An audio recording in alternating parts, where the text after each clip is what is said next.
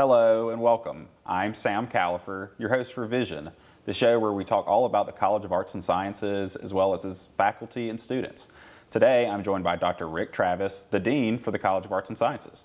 Thanks so much for being here. Well, thank you for having me. It's a pleasure to be here and to be a part of this program. Yeah, I'm so excited to have you back. You were actually our very first guest back in 2016. You were serving as the interim dean for the College of Arts and Sciences. And so I was just hoping to start, if you could give me an update from then, how has the college grown and changed over the years? Well, I think we've certainly grown in terms of added some new majors, some of more applied focus. Just recently, we rolled out a degree in applied sociology, a master's degree in communication. But maybe the most important degree we've added since 2016 is the PhD in clinical psychology, which the clinical psychology degree program, I don't think Starkville and MSU would have survived 2020. The mental health system would not have survived without those students, those graduate students, in the role they played. But beyond that, the college, we've expanded faculty, mostly out of revenue that the departments have been earning through distance education. The quality of our doctoral programs have grown up. And we've continued with what I think are developing some of the best teachers, not just on campus, but in the country. Definitely, yeah, and we do have so many more degrees now, and like you said, a lot of them kind of tackle these real-world issues or, help our students join these new career fields, and so just so good to see how the college has grown. And you've been here to see it all, but over your time as tenure as the dean, what would you say have been some of the major highlights? Well, I think certainly the research profile of the college has changed dramatically. Whether you measure that in terms of journals that we now edit, that our faculty are editing, number of books published, or external grant funding, we are just daylight and dark different than we were 7-8 years ago. For instance, in extramural funding 6 years ago, our 3-year average was about $5 million. This past year, our 3-year average went to $17 million. Wow. So we've done a dramatic change there. I think we've changed the quality of some of our degree programs where we've seen them modernize, changing out the discipline in some of the specific courses as we continue to remain at the front edge of preparing our students for success beyond their undergraduate career at Mississippi State. Definitely, yeah, and if you really dig into the numbers, I think you could see that, yeah, the college has grown so much. There's this misunderstanding that College of Arts and Sciences is like all of the low-level classes and it's just that kind of service college, but we're doing hard research here and we've got those grants and we've got great researchers who are leading their field in discoveries, and so I think that's a misconception that we try to push back on. And yeah, so it's just so good to see the college is flourishing. And I know I work in the college, and so do you and all of our colleagues, and we work really hard to make the college as good as it can be. And one reason I wanted to have you on is because we find ourselves in a contentious time as far as public opinion goes on liberal arts education. And so I wanted to have that discussion with you. A lot of the criticism centers around liberal arts education or degrees aren't practical, they don't lead to tangible career goals or career paths. So how would you respond to that kind of criticism? Well, the criticism comes in a variety of ways, and oftentimes I think they're based on one of two or even both fundamental misassumptions. One is the idea that the only purpose of college is to prepare someone for a job. And secondly, it's based on a faulty reading of the data. If you think about careers and earnings based on college degrees, it's easy to compare, let's say, an arts and science degree to a cherry-picked major, chemical engineering, finance, accounting. But if you actually look beyond these surface comparisons and you start looking in detail, you see a different picture. For instance, every 8 or 10 years or so, the U.S. Department of Education, working with the U.S. Census Bureau, does a detailed analysis of the earning power of 25 to 29-year-olds with a bachelor's degree. And they go beyond just a bachelor's degree. The specific degree are sets of disciplines that went in there. And if you go back, and the most recent study was done in 2018, but if you go and you look in detail at what is coming out of these records, what you start to see is that, of course, certain kinds of engineering majors, certain kind of finance majors, they make more than others. But when you look in detail, what you see is that a Bachelor's of Arts degree in humanities, their earning power, their median earning is similar to or a bit ahead of fine arts degrees, interior design degrees, education degrees. That the average social science degree, those are on par with many business majors, certainly on par with agriculture and forestry majors. And then there are certain degrees in our college that start to look a bit more like the earning powers in engineering. But it's not just earnings. When you go and you look even more detail, having a degree of any kind means that on average you're going to be earning about, college-wide or university-wide, 55% more than 25 to 29-year-old with just a high school degree. Right. And those with a BA degree earn about 25 to 30% more than just a high school degree. The unemployment rate among those with a BA degree is about half of those with just a high school degree. And the labor force participation rate is much higher. So it is a real misnomer when you start to compare undergraduate degrees in liberal arts with the highest performing.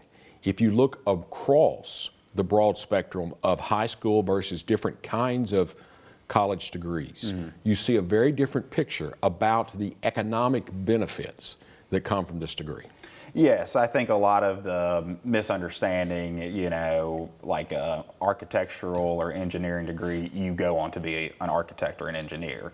But people who get some kind of liberal arts degree, everyone is going to get employed. But, like I'm a good example. I have a master's in English. You can't go get a job as an English person, but you find your niche and you develop skills that does make you employable, and you can have a good career from those skills. And so that's kind of what I want to talk about. There's a misconception that they can't be employed, but they really can. But there's so much more that a liberal arts education can give to a student. So could you speak to that? How can a liberal arts education benefit a student both professionally and in their own personal lives? Well, I think certainly what you're getting in a typical classical liberal arts education is a much greater emphasis on strategic thinking, on in-depth thinking, on communication skills, on learning how to absorb information, make sense of it, and then lead others in understanding that information. So I think what you're getting with our skills, or what many employers are looking for, are you adaptable to the workplace? Do you work well with others? Can you be a team member? Can you be a team leader?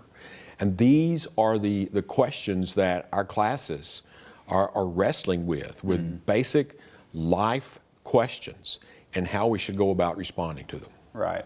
Yeah, I read an article that was talking about how a liberal arts degree means so much more the further you get into your career, once you get into leadership or administration, because you have those skills to look at a nuanced situation and how you can connect with others who are different from you and bring people together. And so these are soft skills. They're skills that are hard to define, but if you look at people with these degrees, they are very successful, and so that's important to keep in mind. But we are not deaf. Those comments and criticism don't fall on deaf ears. We are adapting our programs, and rather than just scrapping the degrees, it's better to adapt them and prepare our students for the evolving job market. So how are we adapting these degrees to help our students find employment? Well, a couple of things that's going on in the college. One, we're emphasizing more applied opportunities, more value-added experiences, things like study abroad or in-depth research projects or internships. All of these are designed to challenge students, to put them in situations where they have to be able to adapt, to make them a bit uncomfortable at times. One of the values of internships is to put them in professional situations so they can start to see what it means to prepare themselves at 22, 23 to put their best professional foot forward so that they're starting to see these things. So part of what we are working on, we'll continue to work on, is to expand that. Another thing we're working on is asking several departments to go back and rethink a component of your education, of the courses in your discipline. How can we more directly bring into these skills to make our students ready to be competitive at 22? Right. You know, one of the things we've done historically in arts and sciences is that we have allowed a compartmentalization to occur where we think it's our job as liberal arts to give them knowledge and it's someone else's job to get them prepared for a career. Well, we can't continue to do that. We've got to bring in the best sensibilities of a political science education and the Career Center preparation. Yeah, I appreciate that. And we also are offering several degrees that do address very specific degrees, like the medical humanities. We have an entertainment industry minor, I believe, or maybe it's a full degree. And you know, you can only have those when you have the whole college to pull from. You know, more traditional liberal arts education. You can add just a few different courses that give them those hard skills that do make them employable. And so, yeah, just small changes here and there, I think really addresses those issues so much. Okay, we've got just a little bit of time. I wanted to talk about, you know, the university is going through a lot of change right now. There's a new transformational plan. We have all of these new degrees in the college. What would you say is your future for the College of Arts and Sciences? Well, ironically, I would say that we can't forget the core being for a College of Arts and Sciences. Those values that the ancient Greeks and Romans found so important, the reasons for studying natural physical sciences, social sciences, humanities, fine arts, those reasons have not changed. Those are the important questions we deal with. A College of Arts and Sciences has to think beyond preparing someone with a skill to be employed, especially if those skills are easily outsourced with something like integrative AI. We have to prepare students to be broad-minded, culturally literate citizens who understand that they have a civic duty. And you think about the role and mission of a land-grant university. The civic duty is to make your state and your community better than what you found it. If we're going to take care of what matters, the College of Arts and Sciences and our majors have to be the leaders at taking care of the important things. I love that answer. It's so much more than just being employed. It's being able to make a difference and go into the world and give it all your skills and talents, and we give people that opportunity, I think. Thank you so much for being here and speaking with me today.